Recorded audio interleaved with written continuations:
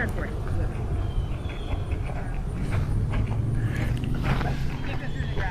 Right, hello and welcome. It's the last day of our tour of Washington, DC, but we're not actually in Washington itself. We've actually come out by the metro and the bus, and we're at a place called Mount Vernon, which is the home of the first president of the US, whose name was, of course, George Washington.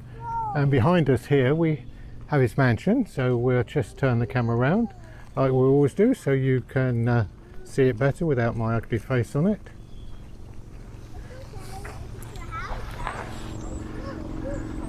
And there it is, the home of George Washington. He lived here when he beat the British and whatever he did there, and this is his home, and we're going to have a walk around here today and show a few bits of interest. Obviously it won't be an in-depth tour because of you can do that, you have to come yourself to see that. We're actually looking over the bowling green here.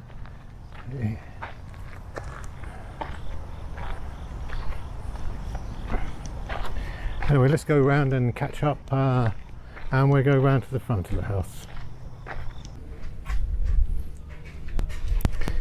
We're actually standing on the veranda of Mount Vernon, overlooking the Potomac River.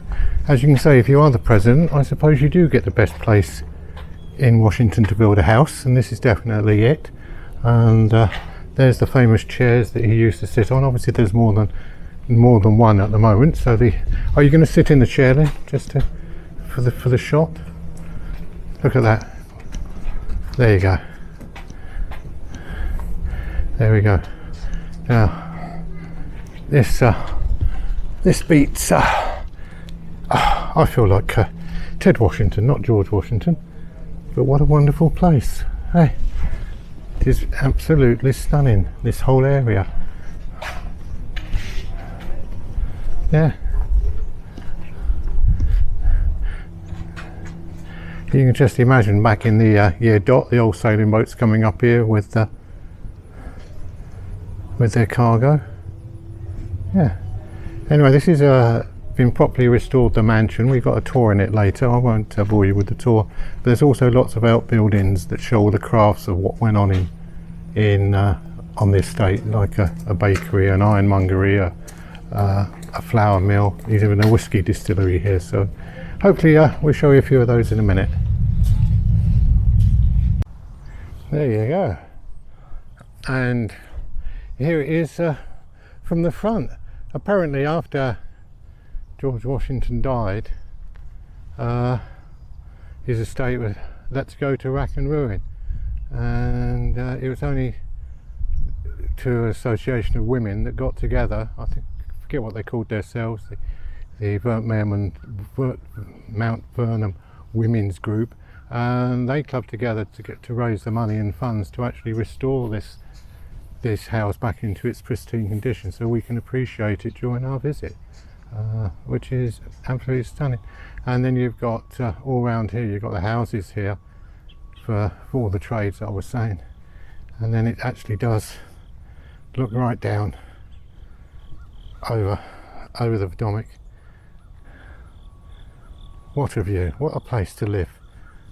Yeah, that is some place, isn't it?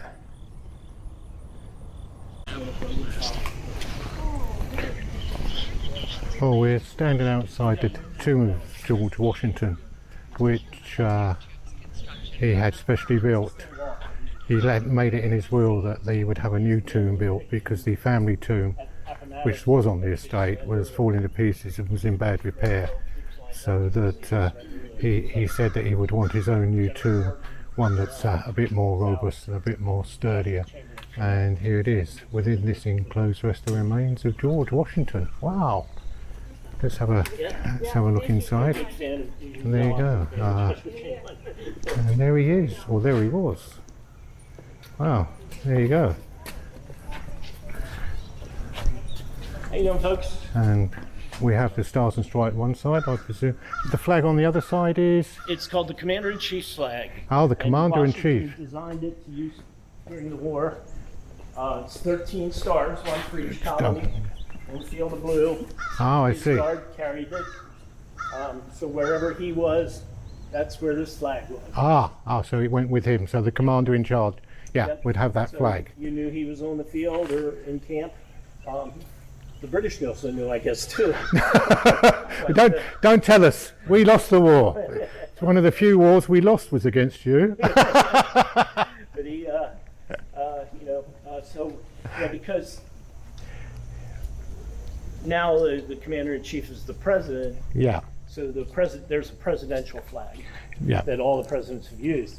But he was actually commander-in-chief without being president.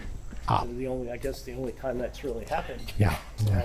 So why do they refer to like Washington or Lincoln or the old presidents just in their name, where the modern ones you always refer to President Obama? Or is that because once they passed away they lose that title? Do they? With Washington, we're told to refer to him as a general. So even unless we're talking about something that occurred when he was president, because he preferred it, and he also thought there should only be one president at a time.